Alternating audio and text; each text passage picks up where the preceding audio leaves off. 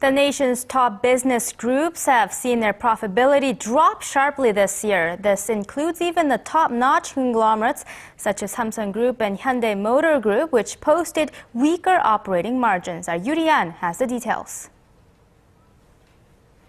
Despite reports of record sales by top Korean companies like Samsung Electronics and Hyundai Motor, the nation's conglomerates are seeing their profitability decline.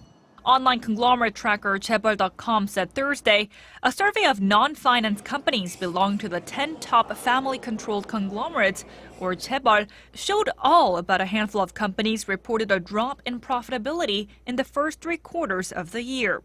The conglomerates' combined operating profits during the 9-month period totaled $34 billion, down almost 5% from a year earlier, while sales rose by nearly 2% in the same period. The decline in profitability began back at the start of the European financial crisis in 2010. This was followed by China's tightening of its monetary policy and concerns about the United States' possible tapering of its stimulus. This has all had a negative impact on our top conglomerates' exports. That's no surprise, given that most of the country's top conglomerates rely heavily on exports, 40% of which are headed to China.